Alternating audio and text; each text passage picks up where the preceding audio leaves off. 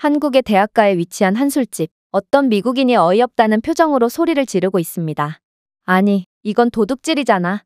중국인들이 할 법한 행동을 한국인이 하다니 정말 실망이야. 그러나 이 미국인의 말이 끝나기가 무섭게 주변의 한국인들이 약속이라도 한 듯이 똑같은 행동을 보이자 이 미국인은 그만 충격을 받고 주저앉고 마는데요.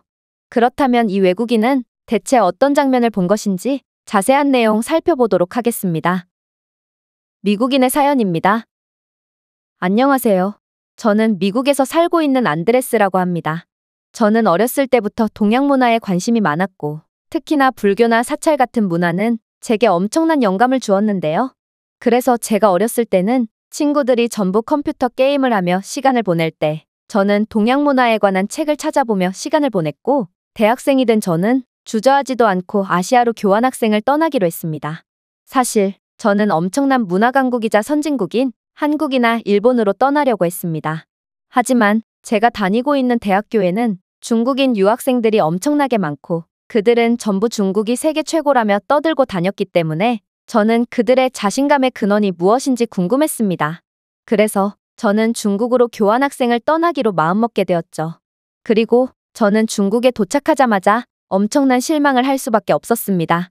일단 그들의 문화재들이 굉장한 것은 맞지만 중국이라는 대륙 자체가 너무 넓어서 전부 가보기에는 무리가 있었고 문화재 관리가 잘 안 되어 있어서 상태가 너무나도 안 좋았죠. 또한 중국인들은 굉장히 불친절하고 경계심이 심했는데 어찌나 사람을 못 믿는지 중국의 길거리 상인들은 물건을 구매하기 전까지는 절대로 물건을 만지지 못하게 하고 눈으로만 구경하게끔 했습니다. 다른 중국인 학생 말로는 중국에서는 도둑질이 워낙 빈번해서 어쩔 수 없이 남을 의심하는 문화를 갖게 되었다는데 이건 제가 중국 무협소설 속에서나 봤던 호탕하고 남에게 잘 베푸는 중국인들의 이미지와는 완전히 달랐기에 저는 이런 중국의 모습에 큰 실망을 하고 말았습니다. 그리고 이런 중국의 문화에 저보다도 더한 반감을 가지는 사람이 있었는데 그건 바로 제 한국인 룸메이트였습니다. 이 친구도 중국으로 교환학생을 오게 된 모양이었는데요. 그는 무인 상점에서도 아무도 물건을 훔치지 않는 한국에서 살다가 이렇게 경범죄가 판을 치고 점원들이 물건을 구매하러 온 손님을 잠재적 범죄자 취급하는 중국에 도저히 적응할 수가 없다며 매일같이 불만을 늘어놓았죠. 솔직히 이때까지만 해도 이 한국인 친구가 중국이 너무 마음에 안 든 나머지 과장을 한다고 생각했습니다. 지키는 사람이 없는 무인 매장에서도 아무도 물건을 훔치지 않는다는 것은 아무리 생각해도 말이 안 됐거든요. 그런데 그렇게 이 한국인 친구와 친해지고 미국으로 돌아가기 전에 잠시 들른 한국에서 저는 엄청난 충격을 받고 말았습니다. 일단 이 친구는 동양 문화를 구경해보고 싶다는 저를 서울로 데려갔는데요. 이곳에는 엄청나게 고풍스러운 궁궐부터 제가 그렇게나 동경했던 사찰, 그리고 한국의 역사를 모조리 기록해놓은 박물관 등 동양 문화에 관해서는 없는 게 없었습니다. 심지어 중국과는 달리 한국의 전통시장에서는 손님이 물건을 만지든 말든 전혀 상관하지 않는 한국인 상인들의 모습도 엿볼 수 있었는데요. 심지어 몇몇 상인들은 가게 앞에 물건을 진열해두고 자리까지 비워버리는 놀라운 모습까지 보여줬는데 한국인들의 이런 모습을 통해 한국은 정말로 도둑 따위는 존재하지 않는 나라구나 싶어서 이들의 시민의식에 감탄하게 되었습니다. 그런데 아직 놀라기는 일렀습니다. 친구는 한국에서는 사람 2명이 모이면 절대로 맨정신으로 하루를 마무리하지 않는다며 저를 대학가 근처의 어떤 술집으로 끌고 가기 시작했는데요. 그런데 이 한국인 친구는 여기서 정말 아직도 믿기지 않는 충격적인 행동을 하기 시작했습니다. 저희가 온 술집은 인기가 몹시 많은지 가게 주인처럼 보이는 중년의 여성은 주방에서 정신없이 음식을 만들고 있었는데요. 그렇게 가까스로 주문을 마친 친구는 갑자기 성큼성큼 냉장고로 돌진하더니 소주 한 병을 직접 꺼내오더군요. 가게 주인이 할 일을 친구가 대신해주다니 저는 그의 모습을 보고 중국에서의 경험이 떠올라서 깜짝 놀라고 말았습니다. 저는 중국에서 음식을 시켰는데 주인은 음식만 주고 젓가락을 주지 않은 적이 있거든요. 저는 황당해서 주인을 불렀지만 중국인 주인은 아무리 불러도 오지 않았고 결국 저는 주방 바로 앞에 있는 젓가락 뭉치를 보고 직접 가져가기 위해 젓가락을 집었습니다. 그런데 그렇게나 불러도 대답이 없던 중국인 주인은 제가 젓가락을 집자마자 왜 멋대로 젓가락을 가져가냐며 엄청나게 화를 냈는데요. 저는 어이가 없었지만 영어를 한마디도 못하는 그들에게 영어를 사용할 수도 없고 중국어를 그들처럼 유창하게 구사할 수는 없던 외국인인 저는 그런 불합리한 일을 당하고도 가만히 있을 수밖에 없었습니다. 나중에 알고 보니 중국인들은 젓가락이나 물컵, 접시 등 식당에 물건을 닥치는 대로 훔쳐가기 때문에 젓가락 하나조차도 가게 주인이 전부 관리하고 감시한다고 하더라고요. 그래서 중국에서는 직원이 아무리 안 오더라도 식당 내의 물건을 함부로 만져서는 안 됐던 것입니다. 물론 한국에서의 일전의 경험으로 저는 한국은 중국과는 현격히 수준 차이가 나는 선진국이라는 것을 알고 있습니다. 하지만 소주를 직접 가져오는 친구의 행동은 제 조국인 미국이나 다른 국가들에서도 절대로 볼 수 없는 행동이기에 저는 무척이나 당황했던 것이죠. 점원의 안내도 없이 임의로 소주를 가져오는 행동은 자칫 훔쳤다고 오해받을 수도 있기 때문에 저는 그에게 소주를 다시 냉장고에 돌려놓는 게 어떻겠냐고 말하려고 했습니다. 그런데 갑자기 다른 테이블에 있던 한국인이 일어나더니 당연하다는 듯 소주를 냉장고에서 꺼내가는 거 아니겠어요? 마치 한 사람이 하품을 하면 주변 사람들 전부가 하품을 하게 되는 것처럼 친구가 소주를 꺼내가니 술집에 있던 사람들이 기다렸다는 듯 냉장고에서 소주를 꺼내가기 시작했습니다.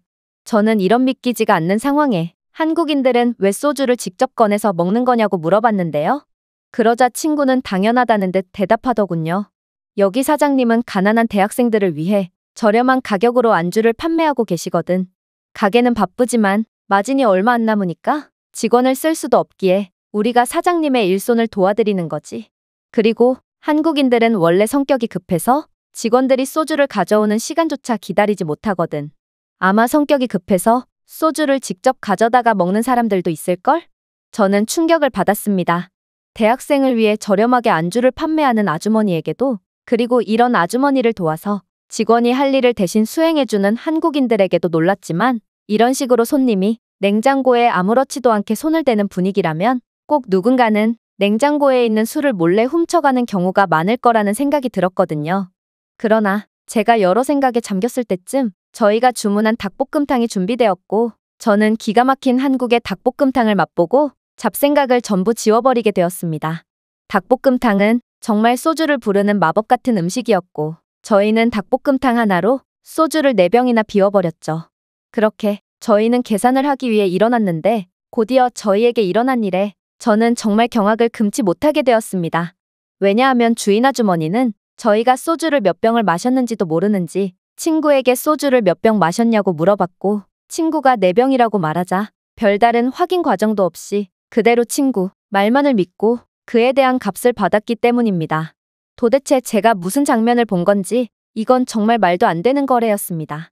전 세계 대부분의 국가들에서 아직도 잔돈 사기 등 여러 사소한 사기 등이 판치고 있는데 어떻게 한국인들은 이런 각박한 세상 속에서도 서로를 신뢰할 수가 있는 건지 솔직히 이때까지만 해도 저는 이들이 허세를 부리는 거라고 생각했습니다. 하지만 다음 날 친구가 해장을 하러 가자며 끌고 간 길거리 분식집에서 저는 한국인들에게 혀를 내두를 수밖에 없었습니다. 친구는 한국인들은 떡볶이 같은 맵고 뜨거운 음식을 먹으면서 해장을 한다며 떡볶이와 순대, 어묵 등 여러 음식들을 주문했고 저는 한국 드라마에서나 보던 음식을 직접 보게 돼서 설레는 감정으로 음식을 처리해 나갔습니다. 그런데 음식을 다 먹고 친구가 한 행동이 가관이었습니다. 친구는 할머니께 음식을 잘 먹었다고 인사한 뒤 큰 깡통에 지폐를 몇 장 넣더니 작은 통에서 동전 몇 개를 가져갔기 때문입니다. 그리고 친구의 이런 행동을 보고도 주인 할머니는 전혀 미동도 하지 않으셨죠. 저는 친구가 도대체 무슨 짓을 한 건지 도저히 이해할 수 없었고 그에게 이게 대체 무슨 상황인 거냐고 물었습니다. 그러자 친구는 꽤나 당황해하더니 이내 입을 열었습니다. 원래 한국의 길거리 음식집에서는 위생상의 이유로 손님이 돈통에 돈을 넣고 그에 대한 거스름돈을 직접 가져가는 구조야. 미국에서는 이렇게 안 하는 거야? 이렇게 하지 않으면 요리사가 돈을 만진 더러운 손으로 요리를 해야 하기 때문에 미국인들은 식중독에 엄청나게 걸리겠는걸? 저는 친구의 말을 듣고 한국에 대해 이해하기를 포기해버렸습니다. 다른 나라에서 한국처럼 한다면 3분도 안 돼서 전부 털릴 만한 행동이 한국에서는 당연하다는 듯 행해지는 것을 보면 한국인들의 정직성과 준법 정신은 이미 전 세계인들의 수준을 아득히 뛰어넘은 것 같았거든요. 저는 어디선가 한국은 극한의 효율성을 가진 나라라고 들었던 것 같은데 이 나라가 어떻게 이런 엄청난 효율성을 가지게 됐는지 그 이유를 알 수 있을 것도 같았죠. 한국인들은 서로를 마치 가족처럼 신뢰하고 있고 전 세계 어느 나라에서도 볼 수 없는 이러한 돈독한 관계는 이들로 하여금 불필요한 과정을 전부 생략할 수 있게 하므로 다른 나라들은 절대로 따라할 수 없는 한국만의 아름답고 효율적인 문화가 자리 잡힐 수 있었던 것입니다. 어떻게 이런 아름다운 사람들이 있을 수가 있단 말인가요? 형편없는 대우를 받고도 엄청난 팁을 내야 하는 미국의 서비스와 손님을 범죄자 취급하며 의심부터 하고 보는 중국인들과는 확연히 다른 한국인들의 모습은 확실히 저희가 본받아야 할 진정한 지성인의 모습이라고 생각합니다. 이 외국인의 글은 여기까지입니다. 한국인들의 서빙 문화에 충격을 받은 미국인의 사연이었습니다. 제가 준비해온 내용은 여기까지입니다. 끝까지 시청해주셔서 진심으로 감사드리며 여러분들의 구독과 좋아요, 알림 설정은 영상 제작에 큰 힘이 됩니다. 이상 세모튜브였습니다.